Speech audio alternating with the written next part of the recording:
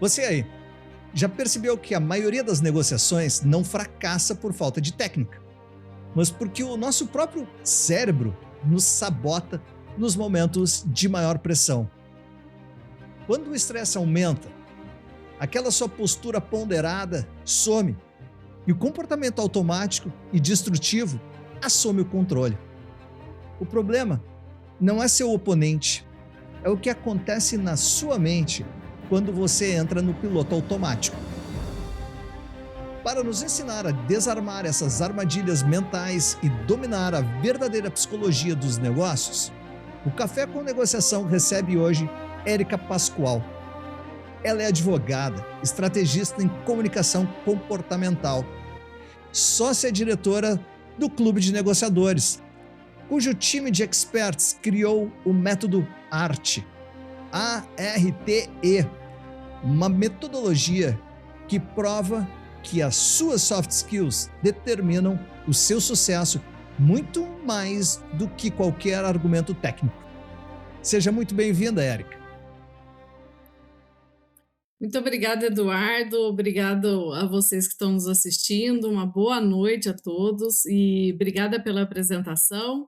É um prazer estar aqui nesse espaço do Café com Negociação e quero muito poder contribuir com vocês da melhor forma possível, trazendo um pouco dessa metodologia do Clube de Negociadores, tentando explicar um pouquinho esses mistérios da nossa mente, né, Eduardo? Cada um guarda um mistério dentro da mente, mas hoje nós vamos desbravar aquela linha que todos nós temos. Érica, no método ARTE, se utiliza do instrumento Style Matters para mapear como as pessoas reagem e, estando com calma e com um estado de estresse nessa ambiguidade, a neurociência mostra que, sob pressão, o nosso sistema 1, lá do Daniel Kahneman, que é rápido, emocional e impulsivo, sequestra a nossa racionalidade e abre espaço para vieses como a ancoragem e a confirmação. Para quem está nos assistindo agora e sente que sempre trava ou reage com agressividade quando o clima esquenta em uma mesa de negociação, qual é o primeiro sinal físico ou mental de que estamos prestes a ser sequestrados pelo piloto automático? E como o autoconhecimento nos permite criar uma pausa entre o estímulo do conflito e a nossa resposta estratégica? Perfeito, Eduardo. Olha que coisa interessante, né? Ouvindo você falar, assim que você começou a pronunciar algumas palavras e me trazer essa indagação, lógico que o meu cérebro já estava vasculhando ali nas minhas caixinhas, nas minhas prateleiras, onde é que eu ia buscar o conhecimento necessário para eu te responder essa pergunta.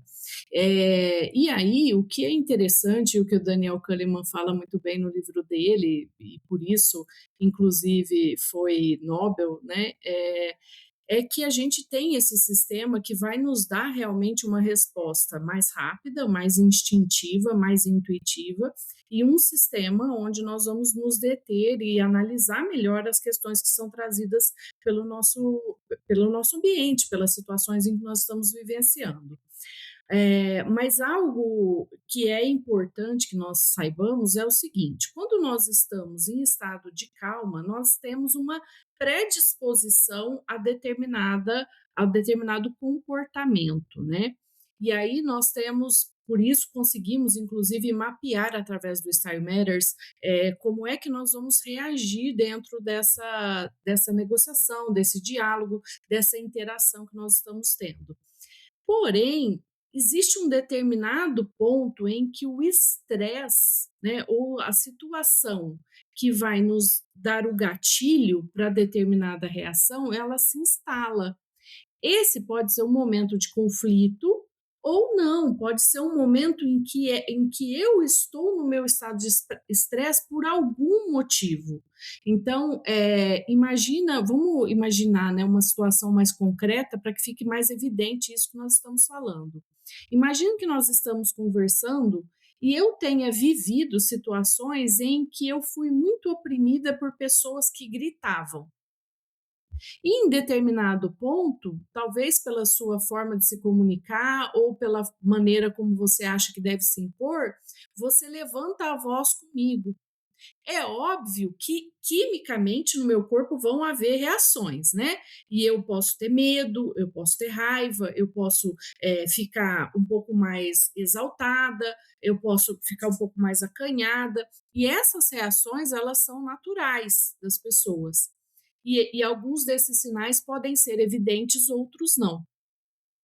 Essas reações é que vão ditar como é que eu vou reagir, como é que eu vou passar por esse momento de estresse físico e psicológico e qual é a resposta que eu vou dar para você dentro dessa situação, que pode ser uma negociação, como pode ser uma interação entre eu e você num determinado momento.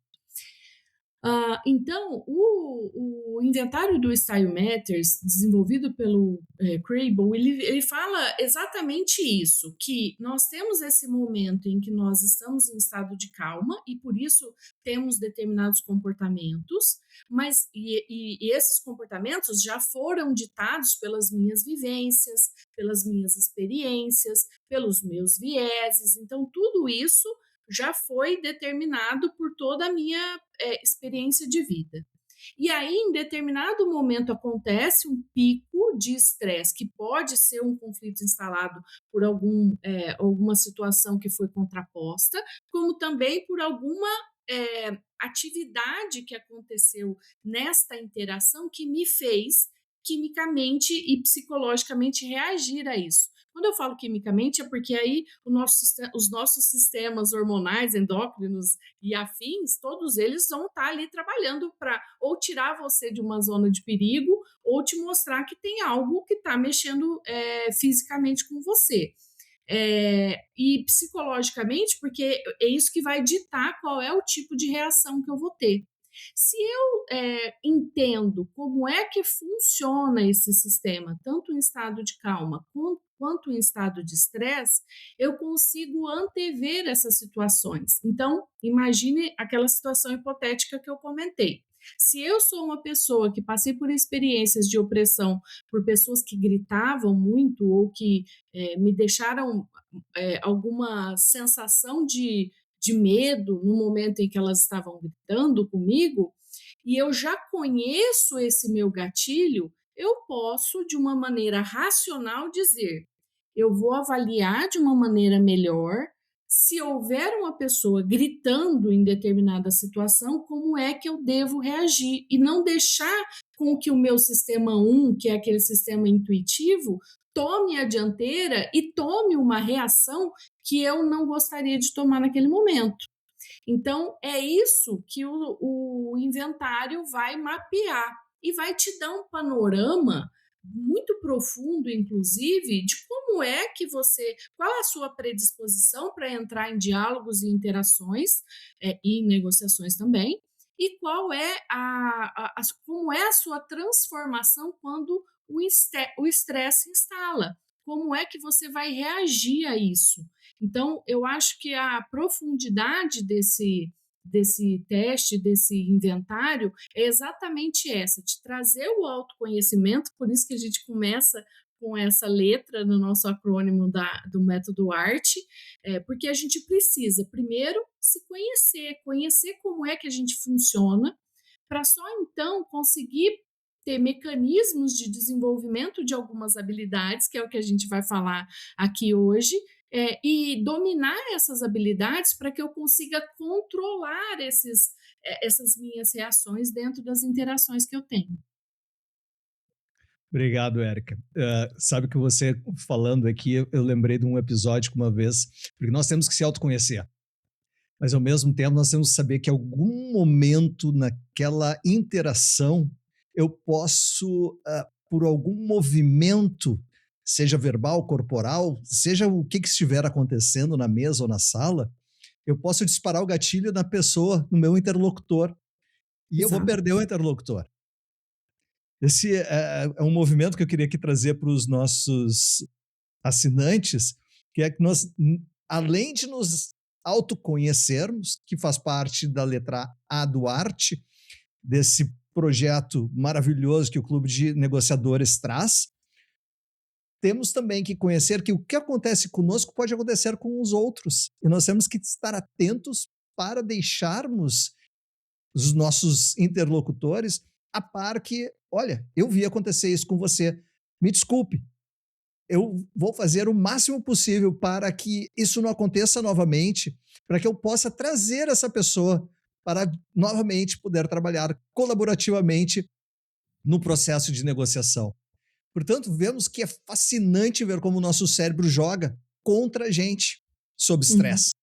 E, mais do que isso, para não virarmos refém desse piloto automático, você, Eric, estruturou uma blindagem comportamental completa. E que é isso que nós queremos trazer para você aí que está nos assistindo. Vamos falar sobre como esta engrenagem funciona na prática, Eric. O mercado corporativo tradicional passou décadas priorizando as chamadas hard skills, ou seja, planilhas, termos jurídicos, dados técnicos, aqueles momentos que nós podemos mostrar assim, olha, eu estou sabendo tudo que está aqui na mesa. Ao mesmo tempo, no método arte, você subverte essa lógica ao colocar o comportamento no centro do resultado. Então, na sua experiência prática, quando um negociador puramente técnico enfrenta um negociador que domina as habilidades comportamentais, onde o técnico costuma quebrar primeiro? Olha que interessante, sua pergunta foi magnífica, viu, Eduardo? E veja, eu queria trazer para vocês, que eu acho que deve ter, ser de conhecimento de todos, na verdade, porque tem sido amplamente difundido, isso inclusive após a lista de habilidades comportamentais trazidas pelo Fórum Econômico Mundial, né, as soft skills do Fórum Econômico Mundial, muito se falou que o mundo corporativo hoje eles contratam pelas hard skills, pela capacidade técnica das pessoas, eles avaliam os currículos, né, e vê lá quantos cursos de Excel, de planilha e de afins, né, e técnicas que você conhece e avalia muito, inclusive, a sua graduação, e eles esquecem de avaliar muitas vezes as habilidades comportamentais. E aí o que se diz é que as pessoas são contratadas pelas hard skills, mas são demitidas pela ausência de soft skills, né? Pela ausência de habilidades comportamentais. E aí, ouvindo a tua pergunta, me fez lembrar de algo que é muito interessante. Quando a gente estuda, né, os estilos para lidar com conflito do inventário do Style Matters, a gente aprende como é que nós vamos agir e reagir dentro das negociações. Mas, além disso, a gente consegue entender como funciona o mecanismo dos estilos. E aí eu consigo entender que nós temos 5 estilos: o estilo competitivo, o estilo colaborativo, conciliador, evasivo e prestativo. E eu consigo entender as características de cada um deles. Isso para me autoconhecer, veja só. Só que a partir do momento que eu consigo fazer isso para me autoconhecer, eu começo a entender também como funcionam essas características no outro. E com o passar do tempo, isso vai ficando evidente para mim. E eu começo a ler o comportamento do outro antes mesmo que ele exploda. Então eu consigo entender, por exemplo, estando na mesa junto com uma pessoa, se eu começo a perceber que ela se apega muito às posições, que ela se apega muito a detalhes e que ela tem dificuldade de ceder em determinadas questões, opa, eu estou diante de um estilo predominantemente competitivo. E eu já sei que se eu for também competitiva nessa negociação, nós entraremos num impasse e muito provavelmente todas as partes sairão insatisfeitas dessa mesa. E aí eu começo a lidar com isso de uma maneira que eu possa propiciar essa negociação de uma maneira mais salutar. Para isso, nós temos que entender que existem algumas habilidades que são intrínsecas aos negociadores. E se eu conheço essas habilidades e desenvolvo essas habilidades, as chances que eu tenho de ter uma negociação que é muito mais produtiva são muito maiores. Então eu preciso me autoconhecer. O segundo passo, me autoconhecendo e conhecendo os estilos de negociação, eu consigo entender que determinado estilo tem preponderantemente algumas habilidades já desenvolvidas. Então, eu vou dar o exemplo do competitivo. O competitivo já tem a habilidade da assertividade muito bem desenvolvida, porque ele quer muito alcançar aquele objetivo, ele quer buscar os seus objetivos, porém, ele tem pouco desenvolvimento da habilidade da escuta. Ele tem pouco desenvolvimento da habilidade da linguagem colaborativa. E assim eu consigo, a partir do desenvolvimento das minhas habilidades, consigo equilibrar o meu perfil. E dentro de uma negociação, perceber que se a outra pessoa é competitiva e muito provavelmente não tem habilidades comportamentais desenvolvidas, cabe a mim equilibrar esse jogo. E aí colocar em pauta essas minhas habilidades, em prática essas minhas habilidades, para que eu equilibre esse jogo. Então aí sim, eu estou com uma pessoa competitiva, eu vou trabalhar mais a minha escuta, eu vou trabalhar a minha percepção do que tá acontecendo para eu ler melhor o cenário, eu vou trabalhar a minha comunicação não violenta, a minha linguagem colaborativa, então, a minha gestão de emoções, principalmente, então, todas essas habilidades vão estar em jogo no momento em que eu precisar, porque o conflito ou o estresse se instalou nessa negociação ou nesse diálogo. Acho que faz muito sentido, não, Eduardo? Todo sentido. E aí fica muito claro que o jogo mudou. Quem foca só na parte técnica acaba engolido. Exato. Quando a gente traz isso para o comportamento puro, o maior desafio na mesa é saber o limite entre bater o pé ou ceder demais, porque, ou seja, eu posso ser muito competitivo e aí eu não vou conseguir movimentar nada na mesa, e aquele que estiver cedendo demais tende a perder tudo. E aí isso me leva a um outro pensamento, Érica. Muitas pessoas confundem a assertividade com agressividade, ou acham que para ser colaborativo seria preciso ser passivo e ceder, ceder, sempre ceder. Como o negociador pode identificar as suas próprias crenças limitantes, que essas crenças estariam ele empurrando para um desses extremos e aí teria um comportamento disfuncional durante uma mesa de alta pressão, onde os negociadores estariam ah, não somente representando interesses, mas também estando com seus interesses em jogo.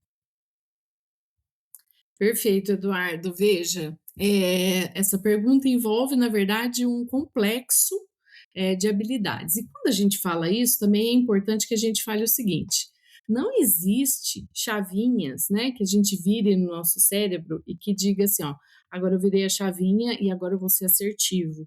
Agora eu virei a chavinha e agora eu tenho controle emocional". Não é assim que funciona, né. E dentro das negociações, das interações que nós temos com as pessoas, altos e baixos, né, momentos de pico de estresse, momentos de calmaria, elas acontecem o tempo todo. E a gente não tem como mensurar em que momento que é que eu vou utilizar aquela habilidade ou em que momento que está na hora de eu conseguir fazer a gestão das minhas emoções. Então, não existe isso. O que existe é um desenvolvimento contínuo e um treinamento contínuo da aplicação dessas habilidades. Então, quando a gente dá exemplos, por exemplo, de escutativa, por exemplo, né, e que a gente menciona para as pessoas: olha, você precisa praticar mais a escutativa. Muitas pessoas acham que praticar a escutativa é ouvir e ser ali um psicólogo, né, da outra parte, deixar a outra parte falar de maneira exagerada, e não é isso. A escutativa, ela pressupõe uma cognição daquilo que está sendo falado e uma atenção plena para aquilo que está sendo falado, exatamente para que você consiga entender que o que está sendo dito não é relacionado a você. é muitas vezes relacionada a algum viés cognitivo da pessoa, alguma crença que aquela pessoa tem sobre situações que estão sendo envolvidas dentro dessa negociação. E se você tem essa atenção plena, as chances que você identifique isso são maiores e isso vai tirar menos o seu controle emocional. Então a gente começa a perceber que essas habilidades elas estão todas interseccionadas, elas estão todas intrincadas. Não há como você separar uma coisa da outra. E isso tudo é movido por todas as emoções que nos compõem. Somos seres emocionais. E em determinados momentos é óbvio que algumas coisas vão ali me deixar um pouco mais angustiada, um pouco mais atenta, um pouco mais com medo, né? Tudo isso vai mexer com o meu emocional. O autoconhecimento serve para que eu consiga identificar esses momentos e pensar sobre eles de forma racional, que é o que a gente falou sobre o livro de Daniel Kahneman. A gente trazer para o sistema 2 e falar: opa, calma, eu consigo identificar que isso aí me tira um pouco do meu eixo emocional, mas eu também tenho bagagem para conseguir contornar essa situação. Deixa eu fazer algumas perguntas que vão me trazer informações que eu preciso, deixa eu entender o motivo pelo qual essa pessoa está defendendo tanto essa posição, deixa eu trazer argumentações suficientes para a pessoa entender que a proposta que eu estou fazendo pode ser melhor do que o que ela imaginava. Então, esse ponto de equilíbrio emocional, ele é fundamental para que as outras habilidades possam ser aplicadas. Érica, e existem momentos para isso? Não. As interações, elas são dinâmicas, não são compartimentadas. Elas são o tempo todo envios e recebimento de mensagens, de informações, de leituras que eu faço do comportamento do outro, da comunicação não verbal que ele está emitindo, das frases que ele está realmente falando, das emoções que ele está transmitindo. Isso é muito dinâmico. Então, eu preciso ter momentos de equilíbrio emocional, entender o cenário, fazer uma limpeza na minha percepção, e a gente fala muito sobre essa questão, né, da minha visão que pode estar deturpada do cenário que está sendo apresentado. Então, eu preciso fazer um exercício para olhar com o olhar do outro sobre esse cenário e entender os motivos pelos quais ele está defendendo o que ele está defendendo, para que só então eu consiga fazer com que a outra parte ouça o que eu tenho para dizer de uma maneira com o seu cognitivo aberto, com os seus canais cognitivos abertos. Então, eu só consigo fazer isso a partir do desenvolvimento dessas habilidades. Então, não tem momento específico, né, para aplicação de cada uma dessas habilidades. E sim, um grande complexo que a gente só vai conseguir aplicar a partir do momento em que eu consigo desenvolver dia a dia essas habilidades que são tão essenciais. Obrigado, Érica. Posso resumir em 2 palavras? Não querendo Por ser muito favor. sintético, mas elas até parecem antagônicas, mas já não são, porque já deveriam estar no vocabulário de todos os negociadores. Inteligência emocional. Daniel Exato. Kahneman, people, está na mesa. No momento, nós temos que nos conhecer, conhecer quem está na mesa e também, evidentemente, termos habilidades de soft skills para podermos manejar o que está acontecendo. Ou seja, pelo que eu estou escutando aqui, né, Erika, encontrar esse equilíbrio perfeito entre não ser agressivo e nem passivo poderia ser chamado o santo grau dos negócios, Pois para é. podermos evitar que os negócios não se concluam e a gente consiga fechar, pelo menos em parte, para que todos saiam ganhando. E você e o clube de negociadores trazem nesse método uma ferramenta cirúrgica, o que, por ser cirúrgico, deveria ser instrumento cirúrgico para colocar em prática, sem quebrar a mesa, que é o que se chama discordância colaborativa. Eu discordo e concordo, mas vamos trabalhar mais adiante. No material do Clube de Negociadores é apresentado uma ferramenta fantástica chamada discordância colaborativa. Em 3 passos. Dizer não em uma negociação costuma erguer barreiras imediatas. Como essa estrutura consegue blindar o relacionamento humano e manter as partes na mesa, mesmo quando você está rejeitando categoricamente a proposta do outro? Olha que coisa, interessante, né, Eduardo. Essa ferramenta que nós temos dentro do clube, ela faz parte inclusive de um módulo inteiro que a gente fala sobre linguagem colaborativa, e em que a gente precisa aprender a dizer não, e aí vem também, muito propriamente o livro do William Ury, que ele fala, como chegar ao sim e como lidar com o não, né. Os 2 antagonistas, o sim e o não. Mas o não, ele tem um efeito sobre nós muito mais drástico, né. Todas as vezes em que nós ouvimos o que precisamos falar, o não, ele mexe emocionalmente muito mais conosco.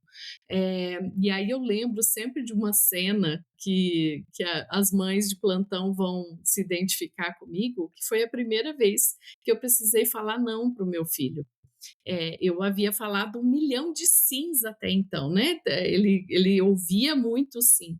E quando ele tinha meses, né, ele mal andava e ali engatinhando, e ele foi pegar algo que não podia e eu falei enfaticamente: "Não".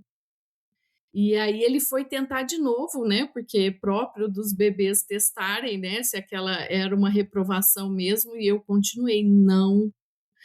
E ele olhou para mim fazendo aquele biquinho de choro e meu coração destruído, porque o que eu queria era dizer sim, mas eu precisei manter o não, exatamente pela segurança dele. Então, o não é algo que realmente mexe conosco. E a ferramenta e a habilidade de você saber falar não e saber escutar o não, ela é disruptiva, né? Você ter esse aprendizado na sua vida, entender como funciona o não, porque os não são ditos em determinados momentos, faz com que o seu cérebro consiga mapear ambientes e situações que muito provavelmente você não faria se você tivesse recebido um sim imediato. Então, existem inclusive algumas táticas de negociação que fazem parte inclusive do projeto de táticas de negociação do Clube de Negociadores, que deu origem ao livro Jogada de Mestre, em que muitas vezes o não é dito, o sim é dito para mascarar um não.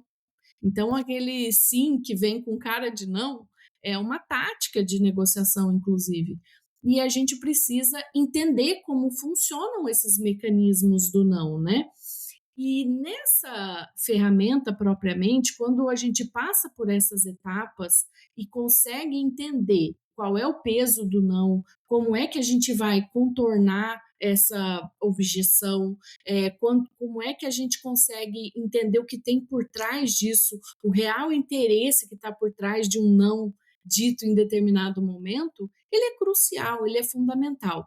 Mas ele também faz parte de um aprendizado muito mais profundo, né? Todas as vezes em que nós falamos de habilidades comportamentais, a gente precisa sair do raso. Eu sei fazer perguntas, mas eu preciso saber fazer perguntas eficientes. Para isso, eu preciso me aprofundar. Eu sei escutar as pessoas, mas eu preciso ter uma audição ativa para entender melhor o que a pessoa está dizendo. Eu sei falar de uma maneira cordial, mas para eu ter uma linguagem colaborativa, eu preciso de um processo.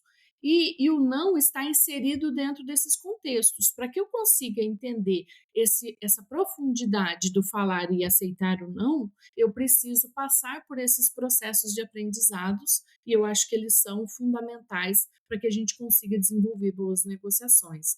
E aí já recomendo o livro do William Ury falando sobre como superar o não, porque ele inclusive é bibliografia recomendada pelo Clube de Negociadores, faz parte inclusive do projeto Página 3, que é de estudo de livros de negociação dentro do clube, porque a gente precisa aprender a superar os nãos e mais do que isso, a gente precisa aprender a falar alguns nãos na vida, né. Saber dizer não de um modelo que o não é entendido como sim, e também dizer sim, mascarando um não. E um daqueles básicos é o sim, eu te entrego o que tu queres, desde que você me passe aquilo que eu quero. Então, uma dica pessoal: se tiver que dizer um não, já entra direto pedindo a moeda de troca, dizendo um sim. Não que simplifique, mas o que se pode dizer é que dá para dizer não, mantendo o outro lado engajado no problema. E nós devemos construir essa alternativa de um modo, como é que eu traria aqui, ah, viável ao parceiro. Então, Exato. é claro que nós não podemos fechar portas. Isso é uma regra básica. As portas devem estar abertas e nós precisamos extrair de quem está trabalhando no processo o que eles podem entregar e também ter a ideia de que eu preciso entregar para poder receber. Uhum. Essa é uma ferramenta muito, mas muito poderosa para o negociador. E entrando nas bibliografias, eu recomendo o Dar e Receber de Adam Grant. E aí nós Perfeito. vamos perceber que quem ganha no final do dia não são os takers, os tomadores, e nem os givers, aqueles que entregam tudo, mas os matchers, aqueles que encontram ah, como dar e receber. A dica do café com a dica do clube de negociadores. Mas vamos Legal. lá. Os dados demonstram, Érica, que os melhores negociadores, e você falou disso com relação às perguntas, fazem mais que o dobro de perguntas do que a média. Existem estudos quanto a isso.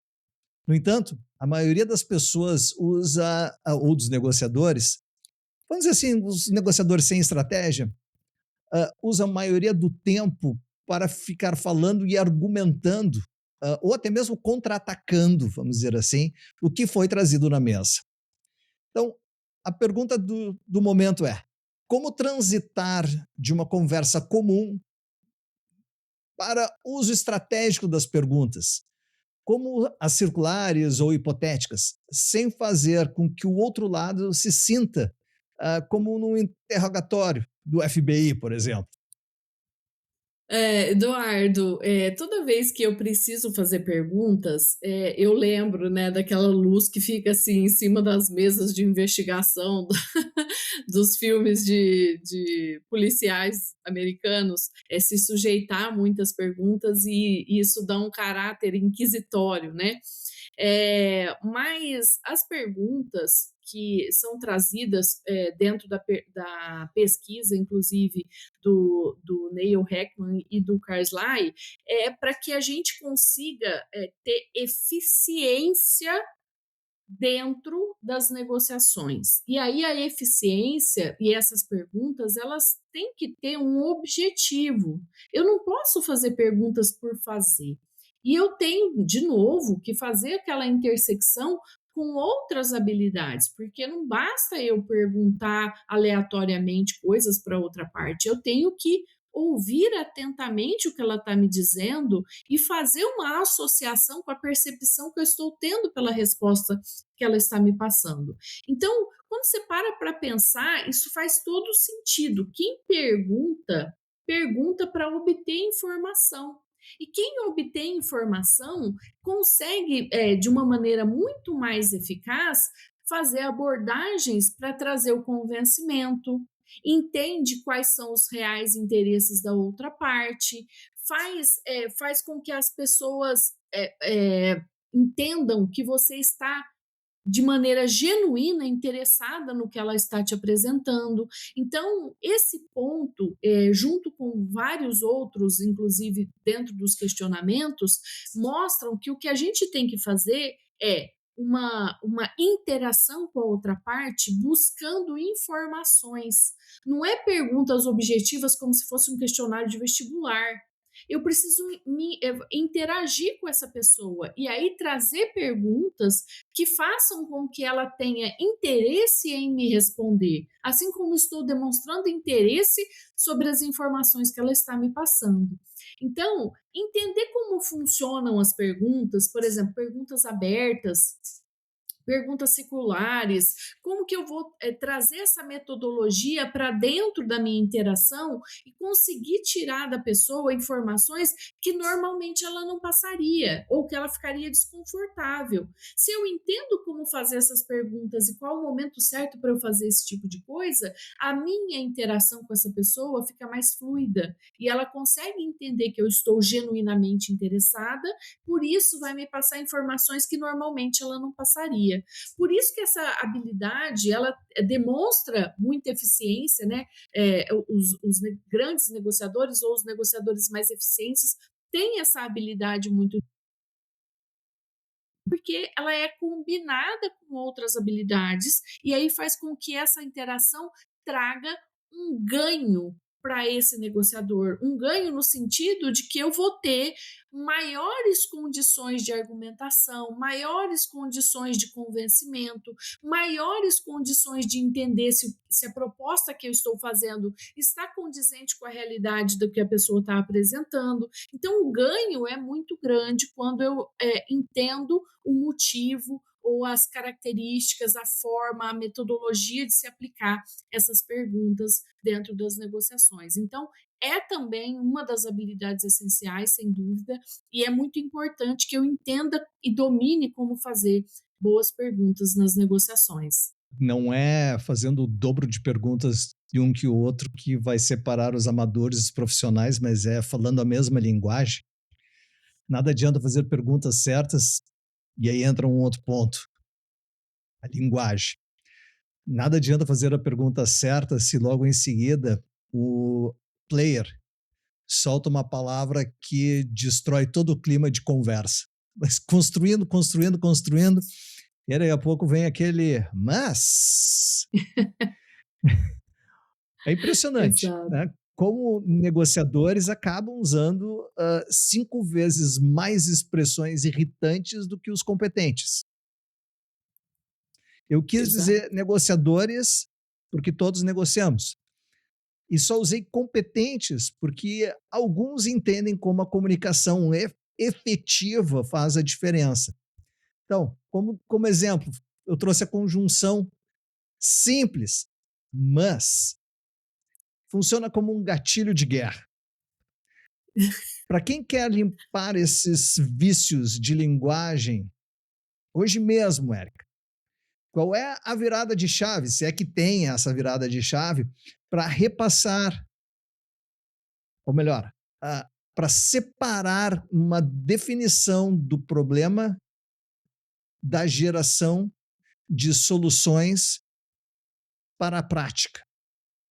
Como é que eu posso ter esse lado direto para que eu evite na linguagem disparar o gatilho que nós estamos aqui querendo evitar? Pois é. Olha, Eduardo, o que eu vejo é o seguinte: as pessoas elas estão buscando, melhorar a sua comunicação, mas muitas vezes não estão abertas a isso. Então, por exemplo, a primeira, questão que você colocou, como que as pessoas poderiam, hoje ainda, melhorar a sua comunicação para não disparar esses gatilhos que fazem com que a outra parte muitas vezes reaja de uma maneira, que não seria producente, né, para uma negociação. E aí a gente tem alguns vícios de linguagem, e aí a gente pode dar como exemplo os nés da vida, os mas, né, que são colocadas em determinados pontos que vai bloquear tudo aquilo que você falou antes, mas o ideal é que a pessoa tenha abertura para entender o que ela está fazendo de errado. Então, existem vários exercícios de oratória, exercícios de feedback, gravação, que você grava e se ouve depois. Eu tenho um vício de linguagem que é muito próprio meu e que toda vez que eu assisto as minhas gravações, eu, nossa, não acredito que eu fiz isso de novo, né? E ou né aqui. Mas não é o né, na verdade.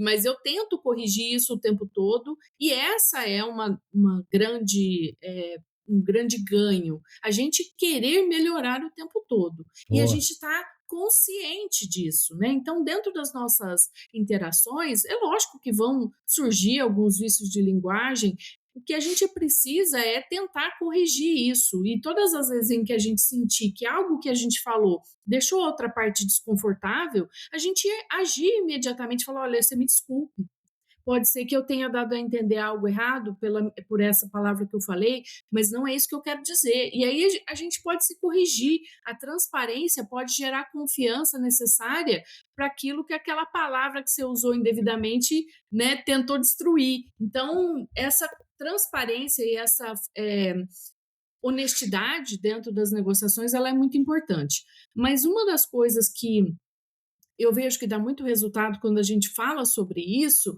é a gente ter uma pessoa de confiança que possa nos corrigir. Que dentro das nossas interações tenha liberdade suficiente e a gente não se melindre para dizer: olha, toda vez que você fala isso, sou agressivo. Toda vez que você fala isso, fica um clima estranho. Então, busque não dizer essa palavra, ou busque não falar tantos nés, ou busque não colocar o mas, né? Depois você fez um elogio ou trouxe uma ideia. Então, essas questões elas são importantes, mas a gente ter fundamentalmente essa abertura. A outra coisa é a gente entender que existe um processo colaborativo, que são fases em que a gente pode melhorar a forma da nossa comunicação de maneira metodológica. Ou seja, eu consigo, dentro de é, é, sessões de mediação, por exemplo, a gente colocar uma metodologia para que as partes possam se sentir ouvidas e ter espaços de fala e consigam trazer suas ideias para aquilo que muitas vezes são contraditórios, e que eu utilize desse procedimento, dessa metodologia, para eu chegar numa situação de acordo. Então, existe processo de linguagem colaborativa, que é o processo colaborativo, e eu consigo instituir isso dentro de lugares conflituosos para a solução de problemas. E eu acho que esse é o grande ganho. Além, é claro, da gente trabalhar a nossa comunicação sempre para que a gente possa cada vez mais conversar com as pessoas e ser ouvida de uma maneira mais limpa, de uma maneira mais honesta, mais vivencial, presencial, né? Então a gente se fazer presente naquele momento, e eu acho que isso é fundamental. Tem uma que eu adoro, Érica. Tá Hum. entendendo? Você tá entendendo? É, 1, 2, 3. Tô. é, é Mas tá uma, entendendo mesmo? Não! umas interjeições que fazem com que a gente respire fundo, né? E aí volte para a conversa, tenta manter o equilíbrio emocional, que foi o que a gente falou anteriormente. É verdade. Então, no final do dia, nós temos que policiar nós mesmos, porque nós acabamos sendo os sabotadores da nossa própria linguagem. Perfeito. E se nós, vamos dizer, mantermos essa awareness, essa atenção que a Erika está trazendo aqui, isso já limpa metade dos ruídos da mesa. E tá entendendo? Mas vamos lá, o outro lado do espelho da comunicação é como a gente processa o que vem de lá. Uhum, Então, nós temos que compreender essa versatilidade da linguagem, que não é quando nós estamos negociando, não é exclusivamente um discurso, muito pelo contrário, nós temos que escutar e fazer a pergunta certa e deixar claro que nós estamos entendendo. Mas, Érica, você mencionou há pouco a respeito que a escuta ativa não é apenas a comunicação, mas é até uma ferramenta de gestão de clima, uhum, porque ela altera o estado neurológico do nosso interlocutor. Vamos à situação. Em uma mesa onde o outro lado está trancado, numa postura hostil, braços uhum. cruzados, como nós podemos usar ferramentas práticas como o teste de compreensão e o resumo para desarmar biologicamente a defensividade do nosso interlocutor? Eu costumo toda vez que eu preciso lecionar sobre o módulo de como lidar com pessoas difíceis, né, como negociar com pessoas difíceis, eu lembro dessas figuras, né, da pessoa que está travada e que você vê que não sai nada dali e a pessoa está sem disposição nenhuma para conversa, para diálogo, e e aí eu me vi em várias situações, né, principalmente sendo mulher, as situações em que a postura rígida e na defensiva ela chega inclusive a ter um aspecto intimidador, mas nesses casos, Eduardo, e eu vou ser muito sincera, eu apanhei muito, né, para conseguir chegar nesse grau de maturidade hoje, eu já não me assusto com cara feia, né, então, todas as vezes em que eu chego num lugar que eu vejo que a pessoa está de cara feia ou está nessa postura defensiva, o que eu busco fazer é uma interação suave, né, e aí eu vou dentro dessa interação tentando entender os motivos pelos quais essa pessoa está assim.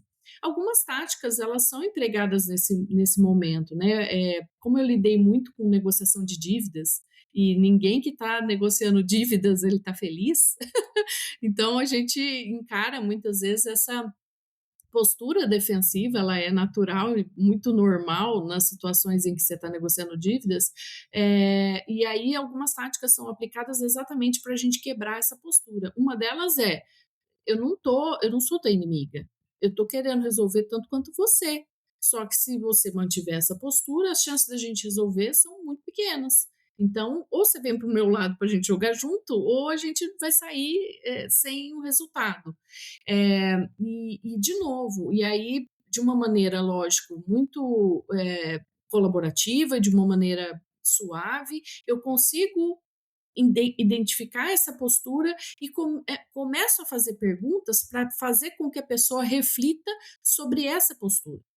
E aí eu começo a ler e a ouvir atentamente o que a pessoa está dizendo, para eu conseguir ir achando as brechas onde eu consiga colocar novas perguntas, obter novas respostas e aí ir desarmando essa estrutura.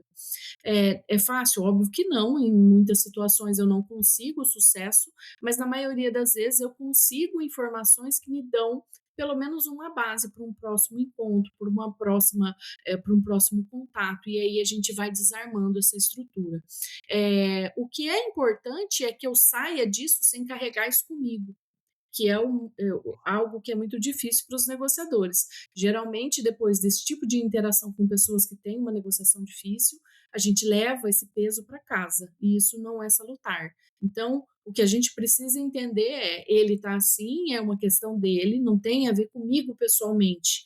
Então, eu preciso, de uma maneira saudável, fazer essa interação da melhor forma possível, tentando aplicar as melhores técnicas, mas se não houver o acordo, eu consigo entender que isso pode acontecer e eu vou embora sem levar esse peso comigo. Faz parte do negócio. Claro que nós buscamos o acordo, a composição, o ajuste, mas também faz parte. Tá? Exatamente. Faz parte empatar o jogo, faz parte perder o jogo. Tá? Tem jogos que não empatam. Então, nós temos que entender que é da natureza do negócio ganhar, perder, empatar, mas muitas vezes o que é importante é controlar o espaço entre o estímulo e a resposta para trazermos maturidade humana no que nós estamos fazendo. Então, não se trata simplesmente de um negócio, trata-se de pessoas que estão fundamentalmente nesse jogo. E aí, Perfeito. já lá no Como Chegar ao Sim, Fischer, Yuri Patton já trazia que separar as pessoas dos problemas, né? E hoje muita gente diz que não há como separar as pessoas dos problemas, que os problemas são as pessoas, mas em si, eu ainda prefiro ser frio o suficiente para uma coisa, outra coisa, outra coisa. Não se compara laranjas com maçãs. E por falar nessas mentes e das tomadas de decisão, eu preciso fechar com chave de ouro, Érica. Lamento, eu não gostaria de fechar, a conversa está indo, está indo, está indo, e eu tenho uma série de temas que gostaria de debater contigo, mas evidentemente o Clube de Negociadores estará de volta aqui e a Érica também. E um dos pontos que o Clube de Negociadores vem utilizando hoje é a inteligência artificial como parceira de treinamento e preparação. Exato. Você trouxe uma frase na nossa conversa que me chamou muito a atenção, numa conversa de bastidores, que a IA prepara e o negociador negocia. Como o profissional do futuro deve calibrar essa linha divisória para que a tecnologia potencialize a sua estratégia sem roubar a sensibilidade e a presença humana que só o método arte desenvolve? Eduardo, você sabe que quando a gente começou a desenvolver esse projeto da Sofia, que é a nossa inteligência artificial lá do Clube de Negociadores, eh, várias questões vieram para minha cabeça, sabe? Aquele barulho que as pessoas fazem de que a IA vai tomar nosso lugar, de que não vai ter espaço para interação humana e tal. E aí, principalmente eu que lido muito com questões comportamentais e com habilidades comportamentais de uma maneira geral, fiquei pensativa sobre como isso ia ser implementado. E aí me ficou claro o papel de cada ferramenta e de cada ser humano.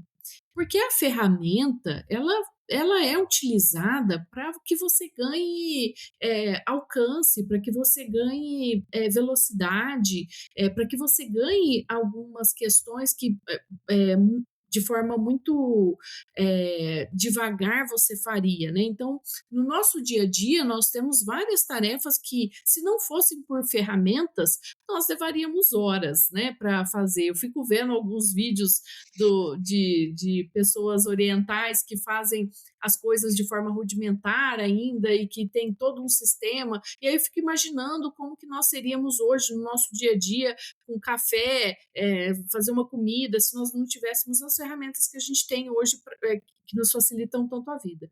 E eu vejo a IA da mesma forma. A IA, a inteligência artificial, ela veio para agregar dentro desse núcleo de ferramentas. Então, a IA, sim, ela vai trazer ganhos para nós dentro das questões de preparação. É muito mais rápido que você conte um caso para a IA, né, uma negociação que você vai precisar fazer, e ela te traga cenários que ela consiga te trazer pontos que são interessantes que você observe que você naturalmente poderia passar em branco. Então, ela vai te trazer essa preparação, essa forma de interação, qual seria a melhor abordagem, qual seria a sua zopa, qual seria a sua batina. Ela pode te trazer isso muito bem desenhado. Porém, a forma como você vai negociar ainda é sua. Como você vai olhar no olho do outro, como você vai se comunicar, a forma como você vai interagir, tudo isso ainda vai depender de você. Você ainda vai precisar do tete a tete, mesmo que seja virtual, você ainda vai precisar desenvolver essas habilidades para chegar no resultado que você pretende.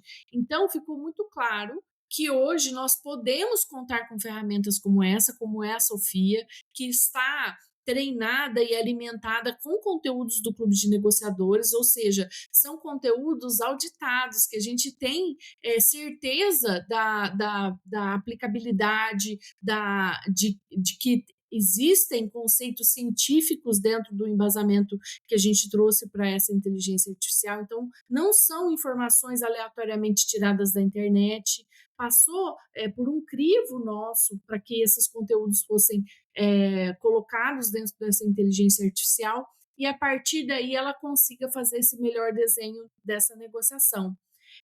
Mas você ainda vai precisar estar lá.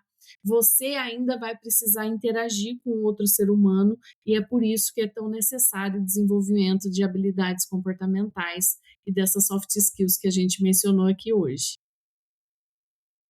Érica, uma palavra apenas para isso. Sensacional. Chave de ouro. Sério. O temor do ser humano é perder o conforto, perder a posição. Perder é um temor. A gente tem que desbravar. Se não desbravar, nós vamos ficar fazendo feijão com arroz todo santo dia.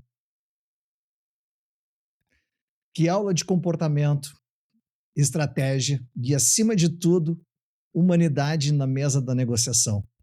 Ficou muito claro que o método arte não é apenas sobre fechar acordos, mas sobre dominar a si mesmo para liderar a conversa.